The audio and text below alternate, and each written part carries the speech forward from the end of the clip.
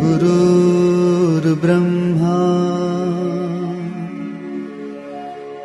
गुरुर्विष्णु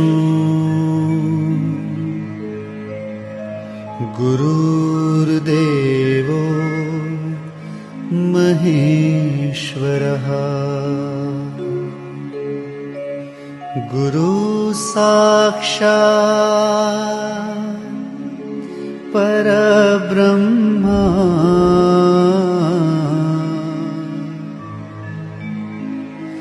तस्मै श्री गुरुवे नमः।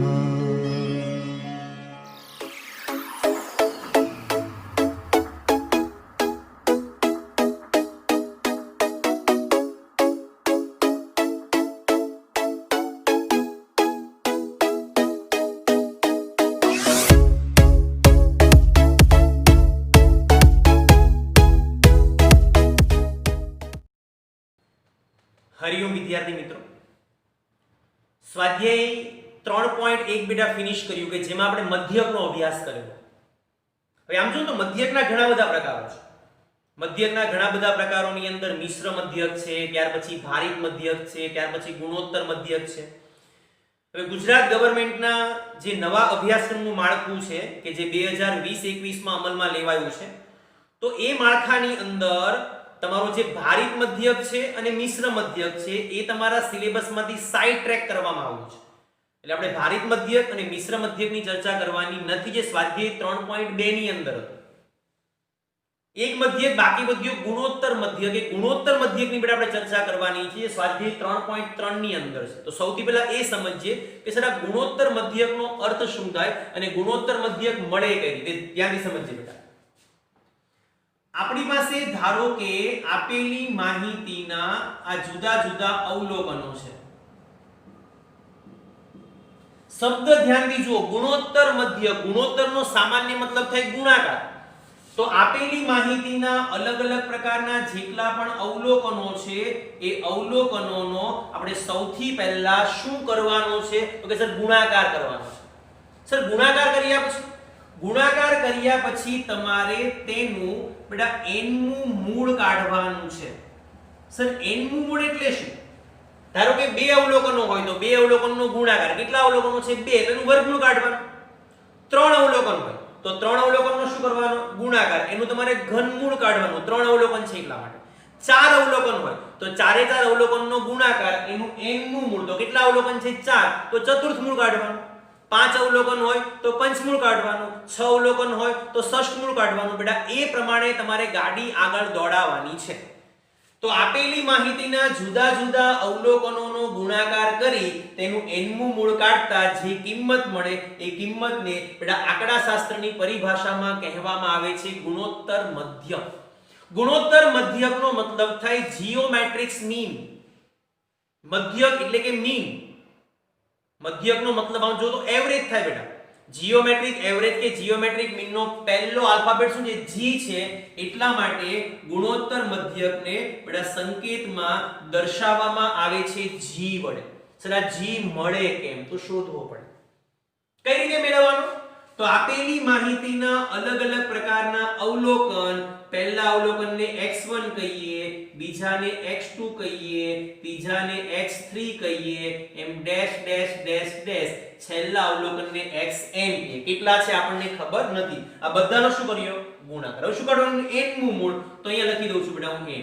બે હોય તો વર્ગમૂળ નીકળે, ત્રણ હોય તો ઘનમૂળ નીકળે। બહુ સિમ્પલ ટોપિક છે ગુણોત્તર મધ્યક। તો ગુણોત્તર મધ્યકની વ્યાખ્યામાં શું લખશો? આપેલી માહિતીના જુદા જુદા અવલોકનોનો ગુણાકાર કરી તેનું n-મું મૂળ કાઢતા જે કિંમત મળે એ કિંમતને આંકડાશાસ્ત્રની પરિભાષામાં કહેવામાં આવે છે ગુણોત્તર મધ્યક। આ ગુણોત્તર મધ્યકનો સંકેત શું છે બેટા? જી, અને આ થઈ ગયું આપણું ગાણિતિક સૂત્ર। આ સૂત્રને ધ્યાનમાં રાખીને આજના દિવસે આપણે સ્વાધ્યાય 3.3 રેડી કરવાનું છે અને એની અંદર જોઈએ છીએ સૌથી પહેલા આપણો પહેલો દાખલો। ચલો બધા બાળકોનું ધ્યાન પડે દાખલાની રકમ પર। રકમ ધ્યાનથી જુઓ। નીચેની માહિતી એક વર્ગના 8 વિદ્યાર્થીઓએ પાછલા મહિનામાં વાંચેલા પુસ્તકોની સંખ્યા દર્શાવે છે। 2, 1, 5, 9, 1, 3, 2 અને 4। ગુણોત્તર મધ્યકનો ઉપયોગ કરી વાંચેલા પુસ્તકોની સંખ્યાની સરેરાશ મેળવો. તો દાખલામાં સરેરાશ શોધવાની છે, ગુણોત્તર મધ્યક દાખલામાં શોધવાનું છે બેટા. આપણે અવલોકન દાખલામાં જો કયા કયા આપેલા છે, તો સૌથી પહેલા હું અહીંયા xi ની કિંમત લખું છું. xi ની કિંમત છે 2 1 5 9, પછી 1 3 2 અને 4. આ અવલોકનો કેટલા છે જો ધ્યાનથી 1 2 3 4 5 6 7 અને 8. દાખલામાં તમારે શોધવાનું છે બેટા ગુણોત્તર મધ્યક. તો હું હેડિંગ મારી દઉં છું અહીંયા, ગુણોત્તર મધ્યક. ગુણોત્તર મધ્યક એટલે સંકેતમાં શું કહેવાય તો સર g કહેવાય. તો આ ગુણોત્તર મધ્યકનો એટલે સંકેત મળી ગયો મને g. કઈ રીતે મળશે તો સૂત્ર મૂકી દઉં છું n મું મૂળ અને અહીંયા લખું છું x1 ગુણ્યા x2 ગુણ્યા ડેશ ડેશ ડેશ ગુણ્યા x8. આગે મારી પાસે 8 સંખ્યા છે એટલા માટે બેટા ભાઈ 8 લખી નાખ્યું.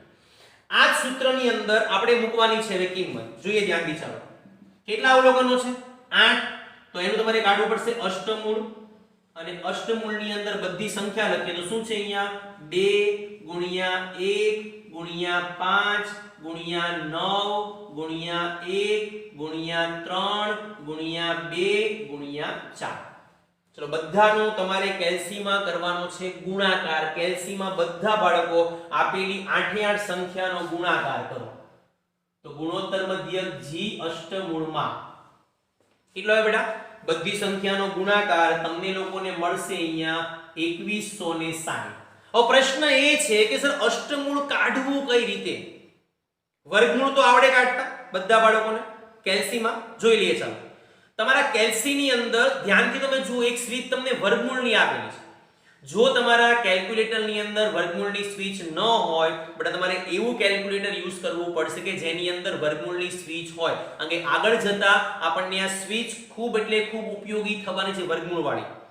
અમુક કંપનીનું જે કેલ્ક્યુલેટર આવે ને બેટા એની અંદર વર્ગમૂળની સ્વિચ હોતી નથી. તો એ કેલ્ક્યુલેટર તમારા માટે એટલું બધું ઉપયોગી સાબિત નહીં થાય, તમે લોકો એમાં અટવાઈ જશો. તો વર્ગમૂળની સ્વિચ વાળું જે કેલ્ક્યુલેટર છે ને બેટા એનો ઉપયોગ કરો. તો સૌથી પહેલા તમારે શું કરવાનું તો આ જે અષ્ટમૂળ છે ને બેટા એ અષ્ટમૂળ તમારે કાઢવા માટે કરવાનું શું તો 2160 કેલ્ક્યુલેટરમાં લખીને એકવાર વર્ગમૂળની સ્વિચ દબાવો. એકવાર દબાવો તો મૂળ અડધું થઈ જાય. તો 8 ના અડધા કેટલા બેટા 4. તો આનું આપણને સૌથી પહેલા એકવાર મૂળ દો જવાબ કેટલો આવે બેટા તો આ આપણને મળે છે 46.4758. બધી સંખ્યા ફરજિયાત લખવાની. તમે એકવાર વર્ગમૂળની સ્વિચ દબાવશો તો મળી ગયો આપણને 46.4758. અષ્ટમૂળમાંથી હવે ચતુર્થ મૂળ અડધું થઈ જાય. 4 ના અડધા 2. તો બેટા હવે આનું વર્ગમૂળ થઈ ગયું પાછું. ફરી પાછી એકવાર વર્ગમૂળની સ્વિચ દબાવો તો આનું બેટા વર્ગમૂળની સ્વિચ તો જવાબ આવ્યો તો કે 6.8173 અને 2 ના અડધા 1. તો હવે વર્ગમૂળ લખવાની જરૂર નથી, પણ એકવાર વર્ગમૂળની સ્વિચ તમે દબાવશો ને તો g નો જે જવાબ છે બેટા એ g નો જવાબ અહીંયા લખી દઉં છું કે g આપણને મળે છે અહીંયા 2.61. ખાસ ધ્યાન રાખજો આ વસ્તુ. ફરી એકવાર અષ્ટમૂળ હોય ને અષ્ટમૂળ તો વર્ગમૂળની સ્વિચ તમારે 3 વાર દબાવવી પડે. એકવાર દબાવો તો 8 ના અડધા 4 થાય, પાછું દબાવો તો 4 ના અડધા 2 થાય, પાછું દબાવો ત્યારે જવાબ મળે. સર 6 હોય તો ગુણોત્તર મધ્યકની અંદર તમને લોકોને જે સંખ્યા આપેલી હશે ને એ 2 હશે, 4 હશે અથવા 8 હશે. કારણ કે 8 ના અડધા 4, 4 ના અડધા 2, 2 ના અડધા 1, 6 હોય તો 6 ના અડધા 3, 3 ના અડધા 1.5. કે 80 માં પોસિબલ નથી. એટલે તમારે ટેન્શન લેવાની બેટા જરૂરિયાત નથી. ગુણોત્તર મધ્યકના દાખલામાં તમને જે અવલોકનની સંખ્યા આપેલી હશે કેટલી હશે 2 હશે અથવા 4 અથવા તો 8. તો આ થઈ ગયો તમારો બેટા પ્રથમ નંબરનો દાખલો. બીજા નંબરના દાખલાનો જો બેટા આપણે અભ્યાસ કરીએ તો બીજો દાખલો તમારી પરીક્ષા માટે વેરી મોસ્ટ ઇમ્પોર્ટન્ટ. તો જરા ધ્યાનથી સમજો બધા વિદ્યાર્થીઓ. પ્રથમ જો ધ્યાનથી, એક મશીનની કિંમતમાં તેના પહેલા 4 વર્ષોમાં અનુક્રમે 10%, 7%, 5% અને 2% ના દરે ઘસારો થાય છે. ઘસારાની સરેરાશ યોગ્ય રીતે દર્શાવો. ટકાવારી તમને આપી છે. કઈ કઈ ટકાવારી છે તો કે ભાઈ 10% આપેલા છે, પછી આપ્યા છે આપણને 7%, ત્યાર પછી આપ્યા છે આપણને 5% અને છેલ્લે આપ્યા છે બેટા આપણને બેટા. ખાસ ધ્યાન રાખજો, જ્યારે તમારા દાખલામાં ટકાવારી આપેલી હોય ને ત્યારે હંમેશા તમારે ગુણોત્તર મધ્યકનો ઉપયોગ કરવાનો. આ કન્ડિશન છે ફિક્સ. ટકાવારી દાખલામાં જ્યારે આપેલી હોય ત્યારે દાખલો હંમેશા ગુણોત્તર મધ્યકની પદ્ધતિએ જ ગણવાનો, પણ દાખલો ગણાય કેમ ને બેટા એ જરા ધ્યાનથી આપણે સમજવાનું છે. ટકાવારી જ્યારે આપેલી હોય ત્યારે આ ટકાવારીને આધારે તમારે અવલોકનો શોધવાના હોય. અહીંયા x1 x2 x3 અને x4 ચાર અવલોકન છે. આ ચાર અવલોકનની કિંમત તમારે શોધવાની હોય. ટકાવારી ઓલવેઝ શેના પર આપણે આપીએ છીએ? શેના પર ગણીએ? 100 પર. તો અવલોકનની કિંમત તમારે સૌથી પહેલા બધાની 100 તો ધારી જ લેવાની છે. સર અસર શું આપવાની એ જરા ધ્યાનથી સમજો. તમારા દાખલામાં ક્યારેક તમને વધારો આપેલો હશે, ક્યારેક તમને ઘટાડો આપેલો હશે, ક્યારેક દાખલામાં ઘસારો આપેલો હશે અને ક્યારેક તમારા દાખલામાં આર્થિક વિકાસ કે ખાલી વિકાસ આપેલો હશે. તો યાદ રાખજો, તમારા દાખલામાં ટકાવારી વધારો હોય તો ફરજિયાત તમારે ઇફેક્ટ બેટા 100 માં પ્લસ આપવાની. ઘટાડો આપ્યો હોય તો ફરજિયાત 100 માંથી માઈનસ. ઘસારો તમે અકાઉન્ટની અંદર ભણ્યા હશો બેટા કે કોઈ પણ મશીનરી પર ઘસારો લાગે તો એની કિંમતમાં શું થાય? ઘટાડો થાય. તો અહીંયા પણ શું કરવાનું? માઈનસ. અને આર્થિક વિકાસ હંમેશા દેશનો વધે ને એવો સરકાર પ્રયત્ન કરતી હોય એટલે અહીંયા તમારે કરવાનું બેટા પ્લસ. તો અહીંયા દાખલામાં શું આપ્યું છે? ઘસારો, તો શું કરવું પડશે? માઈનસ. તો બધામાંથી ફરજિયાત કરીશું આપણે માઈનસ. પહેલી ટકાવારી 10 છે તો 10 માઈનસ 7 છે તો 7 માઈનસ 5 માઈનસ અને 3 માઈનસ. ચલો કેલ્સીમાં કરી જોવો જોઈએ. 100 માઈનસ 10 એટલે કે 90, 100 માઈનસ 7 એટલે કે 93, 100 માઈનસ 5 એટલે કે 95 અને 100 માઈનસ 3 એટલે કે 97. હવે આ તમને લોકોને xi મળે અને આ xi ને આધારે તમારે ગુણોત્તર મધ્યક શોધવાનો છે. તો અહીંયા હું બેટા હેડિંગ મારી રહ્યો છું ગુણોત્તર મધ્યક. ચલો ગુણોત્તર મધ્યકનો સંકેત શું છે? Capital G. n મૂળમાં કેટલી સંખ્યા છે? 4. તો x1 ગુણ્યા x2 ગુણ્યા x3 ગુણ્યા x4. સંખ્યા કેટલી આપી છે? 4. તો દાખલામાં ચતુર્થ મૂળ જોશે. ચતુર્થ મૂળમાં કઈ કઈ સંખ્યા લખું? તો કે સર 90 ગુણ્યા 93 ગુણ્યા 95 ગુણ્યા 97. ચલો કેલ્સીમાં ટ્રાય કરો બધા વિદ્યાર્થીઓ. 90 ગુણ્યા 93 ગુણ્યા 95 ગુણ્યા 97 જો તમે કરશો તો અહીંયા લખી રહ્યો છું બેટા g બરાબર ચતુર્થ મૂળ છે આપણો, બરાબર? ચલો કેટલો જવાબ જો બેટા ધ્યાનથી. તો ચતુર્થ મૂળમાં જવાબ તમારો આવે છે અહીંયા 77924700 આવે છે કેલ્સીમાં. યસ, ચતુર્થ મૂળ છે તો વર્ગમૂળની સ્વીચ કેટલી વાર દબાવવાની? 2 વાર. ચલો પહેલી વાર વર્ગમૂળની સ્વીચ દબાવશો એટલે ચતુર્થ મૂળનું અડધું એટલે 2 તો વર્ગમૂળ આવશે. તો વર્ગમૂળમાં સંખ્યા કેટલી આવી?